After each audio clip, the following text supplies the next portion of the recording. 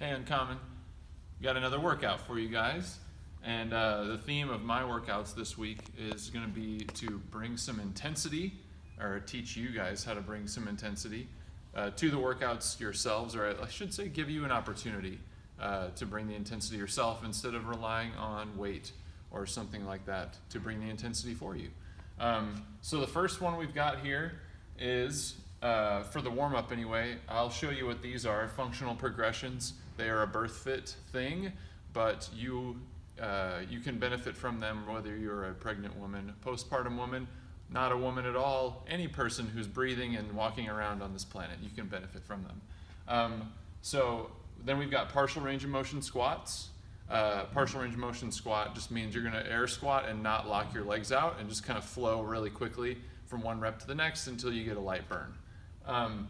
Then we've got 4 reps each of a 4-count flex. So that's just going to be counting in your head. So I'm going to take my hands together and flex my pecs, 1, 2, 3, 4, and then I'll go back and kind of turn my hands out. So I feel my rear delts right back here squeezing.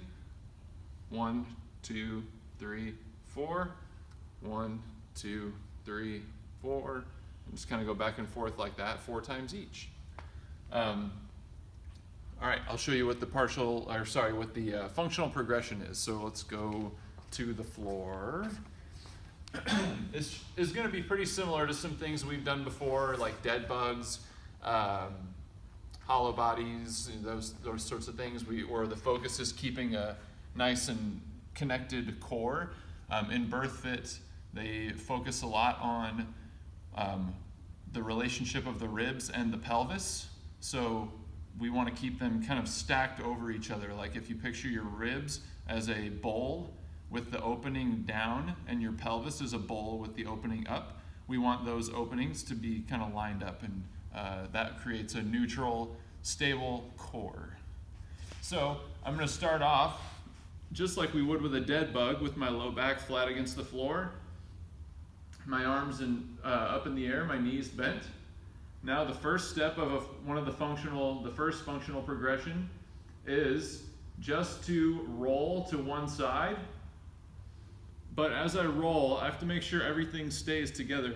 When we did this in the seminar, it was very challenging because of how strictly they want you to keep everything connected. You could easily just kind of half-ass this and it won't be hard at all. I could go from this position and just kind of flop over and prop myself up on my elbow. That's the first step. But if I wanted to do this correctly, I need everything to move together. So that right there, even that initial movement, my knees went without anything else. Okay, so I need everything to go, and then bring myself up to the elbow. Now from here, my head, hips, and feet should all be in alignment with each other. Then from this position, I'm going to lift my hips up. Then I take this top leg and kind of swing it around to quadruped.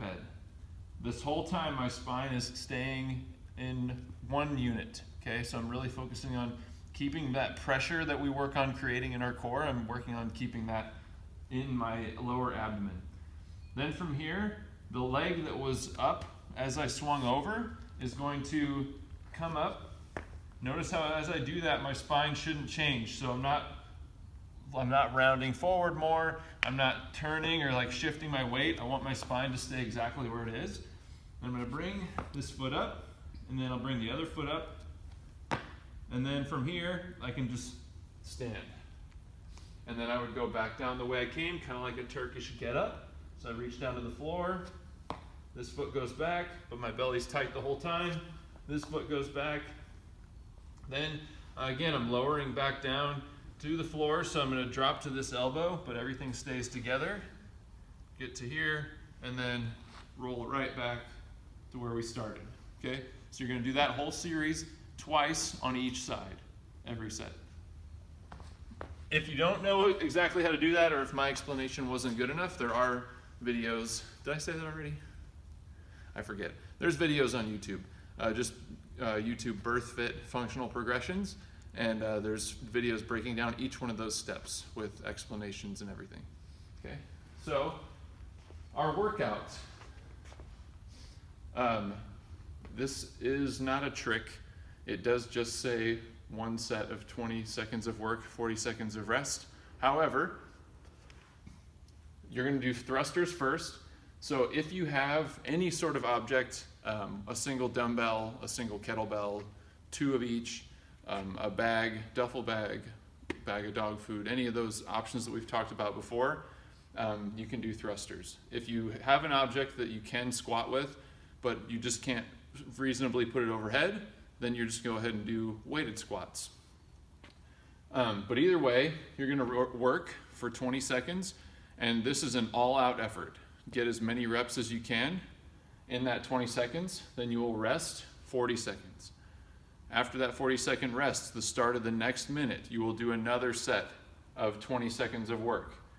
But you're going to try to get to the number that you got in the first set. Okay, so that's your goal for every subsequent set, is to reach that first set number. As soon as you fail to reach that number, you are done.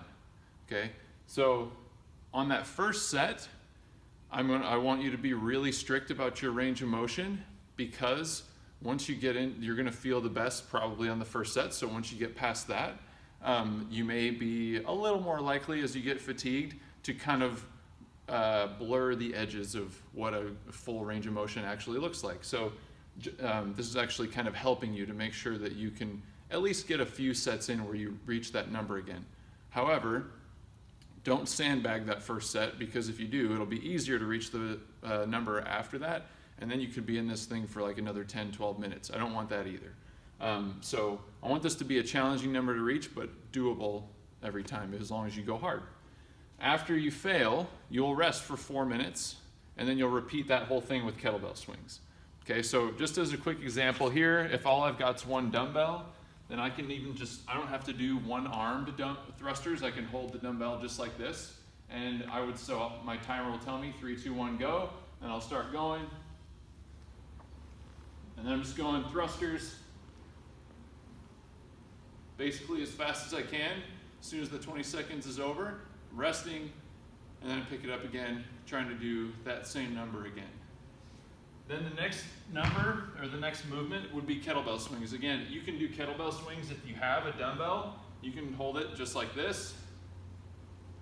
Okay, that kind of works like a kettlebell. I can also, if I don't have anything I can reasonably swing, I can do my hinge jumps, which I'd be hinging down, reaching back to touch the floor, and then jumping straight up. So 1 rep would start with my fingers touching the floor and finish with me jumping fully vertical. Okay, so I'll just go through those as fast as I can. One tip on the kettlebell swings, since a lot of your time is spent with the kettlebell suspended in the air, if you're trying to move fast, you may actually want to pull the kettlebell down. Okay, if you're trying to get that last set where you reach the number you're trying to reach, you may, if you're really, really trying to move as fast as you can, try to pull that kettlebell down instead of just letting it float. We don't really teach that very often, but if you're trying to game this and get really moving fast and bring some intensity, that'd be one way I would do it.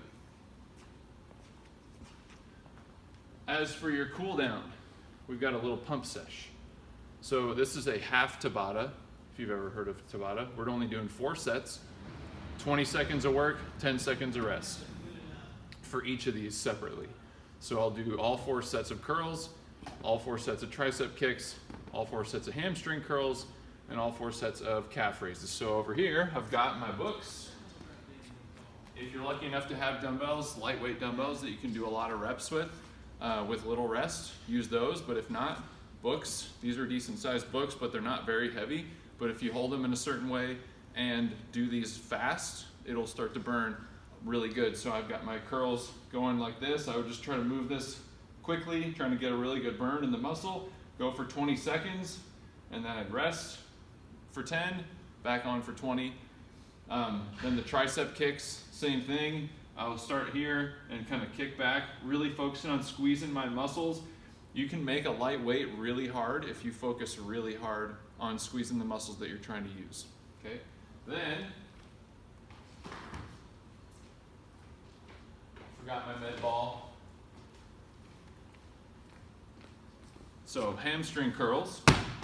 got my medicine ball here. You can use a foam roller for this, or if you've got a plate on a cement floor, you could use that, or you could use a towel or something else that, like cloth, on a wood floor. Anything that slides. For the med ball, I'll start with the back of my calves on the ball.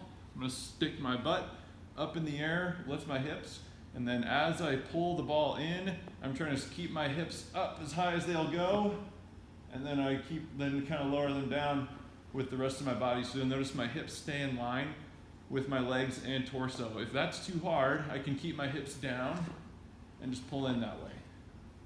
Okay, so just for 20 seconds, I'm doing that as fast as I can.